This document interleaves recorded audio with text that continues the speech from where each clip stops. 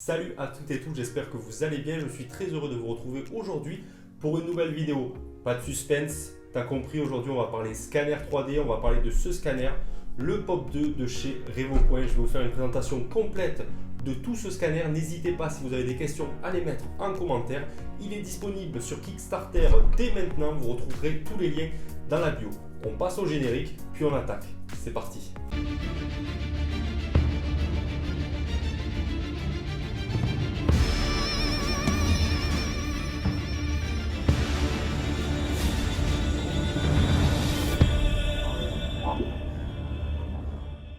Allez, c'est parti pour le déballage de notre scanner Pop 2 scanner de chez Revopoint. C'est la nouvelle génération de scanners de chez Revopoint.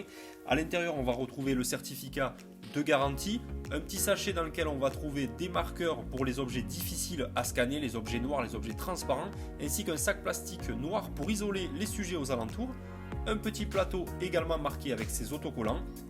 Ensuite, on va retrouver un trépied sur lequel on viendra fixer directement notre scanner, ce qui va permettre d'être fixe et statique et donc d'avoir une meilleure prise de vue et un meilleur résultat sur notre scan.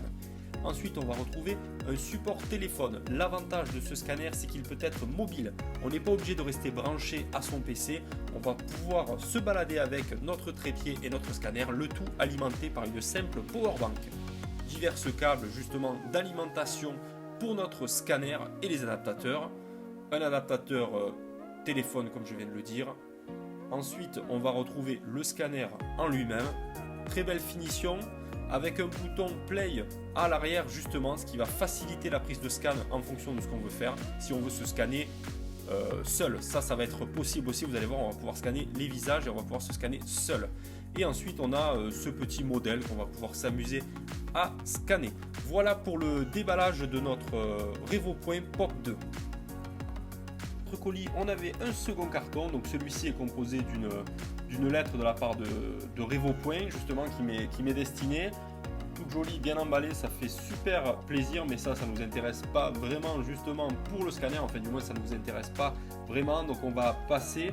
On retrouve un t-shirt, j'ai eu également la chance de m'offrir, enfin la gentillesse de m'offrir un t-shirt, on ne sait jamais si un de ces quatre je veux faire partie de la boîte, j'ai déjà le t-shirt. À l'intérieur, un trépied, celui-ci la particularité c'est qu'on va s'en servir justement quand on va être mobile pour brancher notre téléphone et notre powerbank, également le câble USB fourni avec. Le plateau tournant, comme ça au moins on met notre scanner sur le trépied et c'est le plateau qui va tourner, pas besoin de tourner autour du sujet. Et ce petit adhésif pour fixer justement les sujets ou les pièces à scanner sur le plateau tournant. Qu'est-ce qu'on va retrouver exactement dans ce pack? Je vous ai fait un petit résumé sur cette image. Le Pop 2, un trépied, le kit d'installation rapide justement pour fixer le scanner au trépied, le support téléphone avec son connecteur mobile, le plastique noir afin d'enlever tout ce qui pourrait gêner le scan. On sait que les scanners 3D ont horreur du noir, donc on va isoler notre sujet en mettant le plastique noir autour. Le certificat de garantie, les câbles USB, les mini câbles USB, de l'adhésif pour fixer justement notre sujet à scanner sur notre plateau ou ailleurs, des marqueurs pour les sujets difficiles à scanner. Je parlais notamment du noir, du transparent, on pourra mettre du marqueur. L'autre technique consiste également à mettre du talc ou du shampoing sec afin de faire ressortir les ombres et les courbes du modèle. Et on a également notre échantillon à scanner. Voilà pour le contenu de notre pack, on passe directement à la démonstration. Parti pour le montage mise en route de notre scanner. On aura deux montages possibles, soit on s'en sert à notre bureau ou soit on s'en sert avec notre téléphone portable. Donc je vais vous montrer les deux façons de faire. On commence directement avec le montage si jamais on reste à notre bureau branché sur l'ordinateur. Donc on fixe l'adaptateur, on vient visser tout simplement le trépied fourni avec. Vous voyez, ça m'a pris 30 secondes, c'est vraiment super rapide. On va récupérer le connectique qu'on va venir tout simplement visser à l'arrière du scanner. Vous allez voir la particularité de ce connectique, c'est qu'il a deux bagues de sécurité, comme ça au moins avec les déplacements pendant qu'on scanne, qu'on fait des rotations, ça évite tout simplement que le câble se décroche. Et ça c'est vraiment pas mal justement, comme ça on n'a pas de décrochage et on n'a pas de coupure, parce que ça c'est l'alimentation du scanner. Donc c'est directement notre PC qui va alimenter le scanner via ce câble USB. Voilà pour le montage scanner. Là, il est prêt à fonctionner. On a juste à brancher le câble USB sur notre ordinateur.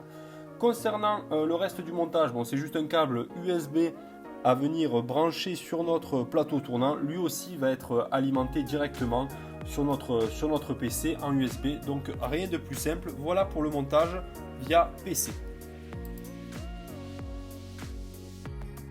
Et vous avez envie d'aller vous amuser en plein air, sachez que c'est possible avec ce scanner, comme je vous le disais en introduction.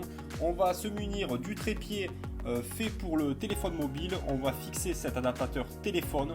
On va venir enclencher le scanner. N'oubliez pas à verrouiller la bague du dessus parce que sinon on s'expose à des chutes et ça on va éviter. On va venir fixer notre téléphone. J'ai trouvé un vieux téléphone qui traînait, c'est parfait pour la démo. Et on va fixer cet adaptateur justement au scanner. Pareil, tout comme notre adaptateur USB pour le PC, celui-ci dispose de 2 bagues de sécurité afin d'éviter les décrochages. Donc on viendra brancher directement notre téléphone en USB dessus, ainsi que la powerbank pour alimenter le scanner. On passe à la rubrique comment scanner un objet. Dans un premier temps, ce que je vous conseille de faire, c'est de vous munir de la bâche noire qui était dans le pack avec le scanner, de l'étaler sur votre plan de travail afin d'isoler le sujet à scanner. Ensuite, vous allez pouvoir orienter grâce au trépied le scanner, le placer avant ou le reculer. Ça, vous le verrez sur le logiciel justement, il y aura des indications. Si vous avez comme celui-ci un sujet qui ne tient pas droit, qui tombe, pas d'inquiétude, ils ont tout prévu. Grâce à ce petit adhésif noir, vous allez pouvoir fixer votre modèle sur le plateau tournant. On aurait pu très bien se servir de pâte à fixe, mais la pâte à fixe est blanche, alors que là, noir, ce sera invisible au scanner et ça ne rajoutera pas de forme à notre modèle. Voilà, une fois que notre sujet est fixé, on va pouvoir passer justement à la partie logicielle. Mais avant ça, je voulais revenir sur un sujet important. Je vous ai parlé des pièces difficiles à scanner comme le noir et le transparent. Pour ce faire, on viendra fixer les petits autocollants pour le modèle afin que le scanner les détecte. Regardez la différence justement sur le logiciel, ce qui nous amène à la partie suivante. C'est parti pour la rubrique logiciel. Notre logiciel HandyScan, donc le logiciel de chez Revopoint concernant ce scanner POP 2 est composé de plusieurs catégories, plusieurs parties. Tout en haut, vous en avez 3, donc on a l'aperçu du projet, la numérisation et ensuite terminé une fois que notre projet sera fini. Sur le côté haut à gauche, on va régler la luminosité, donc on peut le faire manuellement ou automatiquement. À savoir que l'automatiquement est assez bien géré parce que généralement je me retrouve à régler la même chose que je passe en manuel ou en auto au niveau de la luminosité.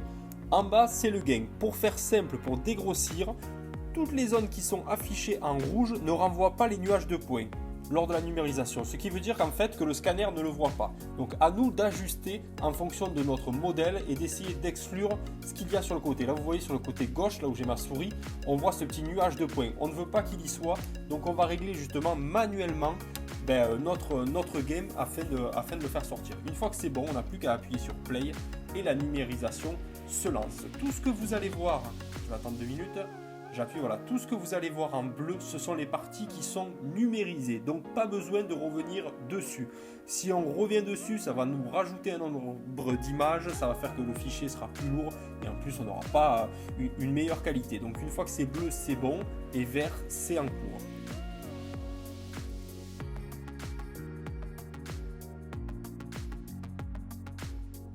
Indication très importante, si ce n'est la plus importante du logiciel, vous allez la retrouver au milieu. Vous avez 4 cases, trop près, excellent, bon ou trop loin. Il va falloir constamment regarder ces indications pendant que vous scannez. Tout simplement parce que ça va vous permettre de savoir où vous en êtes, s'il vous faut vous rapprocher ou vous reculer du sujet. Concernant excellent ou bon, les seules différences que j'ai eues, c'est en fonction de la luminosité dans la pièce. Mais sachez que même si vous êtes sur la case bon, le résultat sera vraiment très bien.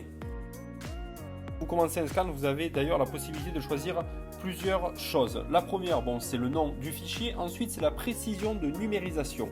Soit on part sur un scan rapide si vous êtes pressé, ou alors un scan de haute précision. Le scan de haute précision va être beaucoup plus long que le scan rapide, mais comme son nom l'indique, il va être beaucoup plus précis.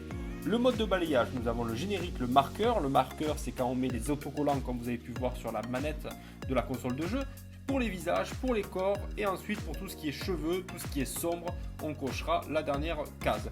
Et ensuite la texture, bien sûr, si on veut faire ressortir la couleur ou non.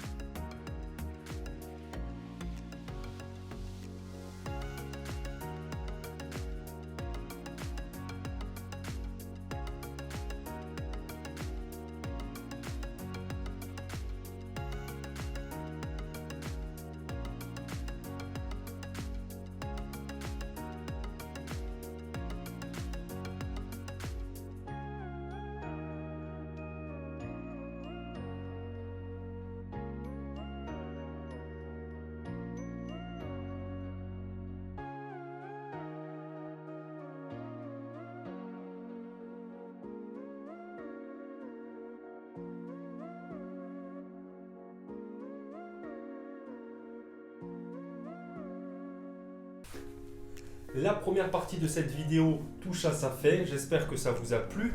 Vous avez vu l'unboxing, la présentation du RevoPoint Pop 2.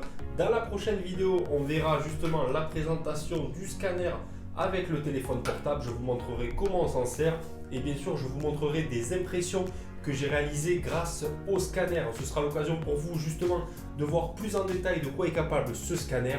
On a déjà pas mal dégrossi dans cette première vidéo. Je vous rappelle que le scanner est disponible en kit starter dès maintenant et dans la bio qui se trouve juste en dessous. Vous retrouverez tous les liens. N'hésitez pas si vous avez des questions. J'ai volontairement pas parlé de la fiche descriptive du produit parce que pareil ça va être très pénible si je vous lisais une fiche. Je vous invite à aller prendre les informations sur le site de RevoPoint.